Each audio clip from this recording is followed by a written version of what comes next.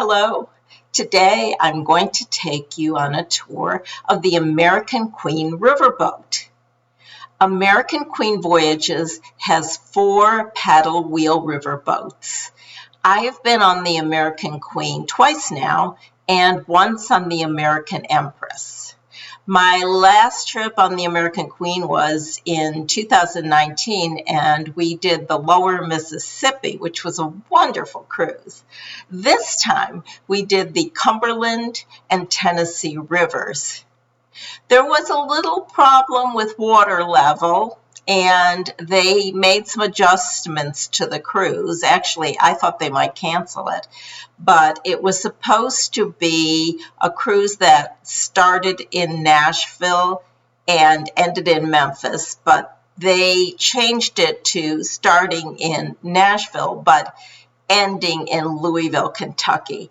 And they changed the last 2 stops, but it was still a very nice cruise. This time, I looked into every nook and cranny of this boat so I could give you a complete tour. Hi, I'm Sandy from Sandy Over 70. Thanks for watching. If you haven't yet subscribed, I hope you will. And also, click the notification button, and if you enjoy this video, give me a thumbs up. Now, let me tour you on the American Queen Riverboat. The American Queen, with her bright red paddle wheel, towering fluted stacks, and abundant fretwork, looks as though she just sailed out of the Victorian era. Her interiors are resplendent in mahogany, rich fabrics, and Tiffany glass. The atmosphere on board is warm, welcoming, and friendly, with her all-American crew, the epitome of Southern hospitality. Longer than a football field, towering 6 decks in height and laced with fanciful, opulent gingerbread trim, she is a marvel of modern engineering. The American Queen Riverboat was the first one acquired by American Queen Voyages. She was built in 1995 and is said to be the largest river steamboat ever built. We were in cabin 211, category D, with a large window and window seat. I chose a window cabin rather than a balcony cabin because it was November, and I knew I'd never sit outside in November. It was very cold on this cruise. At first I thought there wouldn't be enough storage, but there were nooks and crannies and little drawers everywhere, and in the end there was plenty of places to put our stuff. On the shelf in the cabin we found 2 silver thermal water containers that you could fill up at water stations located by the elevators. We didn't actually use these this time, but last time we did keep them filled with water during the cruise. Our cabin had a bathtub, which is sometimes unusual for a cruise ship.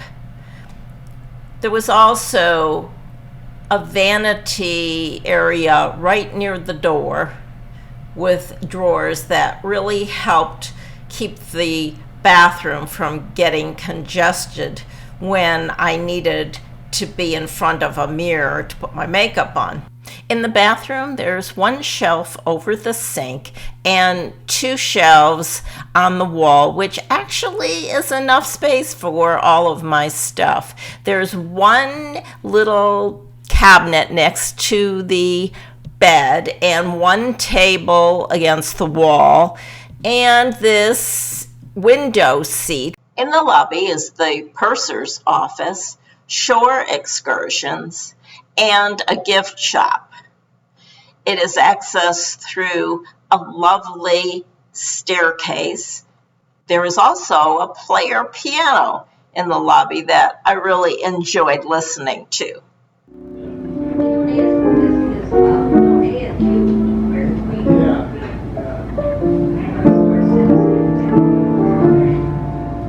The gift shop was only open a few hours a day, so if you needed toiletries or supplies like that, you had to make sure that you got there when it was open.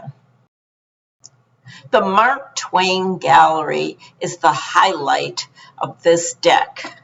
It's full of antiques and collectibles and model ships. The glass cabinets have an array of fascinating items. At the end of the hall, there is an area where you can use computers and printers. There's also a coffee station and cookie station, and their cookies are very good. People gather in here to play cards often or to wait for dinner time. It's just a very relaxing, cozy place. The ladies' parlor is a throwback to older times. It too has an array of antiques. It's not restricted to ladies, although I actually have never seen men in there, but they are welcome. I've seen women playing cards and working the crossword puzzle. It's not a busy place, so it's a good place to relax. The gentleman's card room is also seldom used, but it's a relaxing area. Women are certainly welcome. And if you're looking for a quiet spot to read a book, this is it.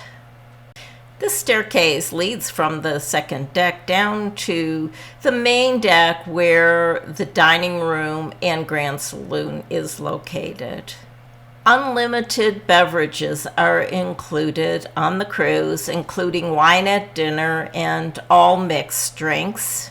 The J.M. White dining room is a two-story affair, very elegant, and normally there's assigned seating, but because there were only a little over 200 passengers on this cruise, it was open dining. Lobster tails are available every night in the J.M. White dining room, and they are delicious.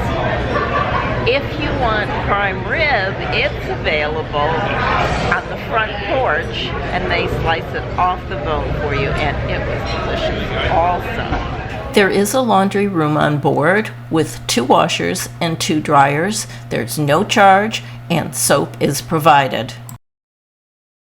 Across from our cabin were private balconies where those with suites could view the shows at night. There was one that was open, and I would sneak in there occasionally to watch the rehearsals, but I preferred sitting down in the main area for the shows. Besides the big production shows at night, they also use the room for games and lectures by the River Lorien. The production shows were top rate. The 4 singer dancers were terrific and just were so enjoyable and talented. They did a variety of acts. They could sing, they could dance, and they were first-rate entertainers. This particular cruise was called an American Music Festival cruise. I didn't know what to expect. One was Michaelin Obie, a terrific jazz, blues, and soul singer. The other one was Terry Mike Jeffrey, a veteran singer, multi-instrumentalist, and Emmy-nominated songwriter. My favorite place on board is the Engine Room Lounge, where Jay and Logan provided live music every night from 9:45 to midnight. The paddle wheel is visible from the Engine Room Lounge, and it's fun to go downstairs where you can actually see the steam pistons that propel the paddle wheels and make the ship run. This is the top deck, and as you can see, it was quite windy and there was no one up there. In fact, it was kind of hard walking around. In the summertime, this would be a wonderful place to sit, but not in the winter. There's a little pool down here. I did check it out and it was heated. There is a little gym and a grill, which is only used in the summertime. It's fun to just lay on the bed and watch the world go by as we cruise down the river. I hope you enjoyed this tour. Have you ever been on the American Queen? Tell us about it in the comments below. Don't forget to subscribe and give me a thumbs up. Have a wonderful day.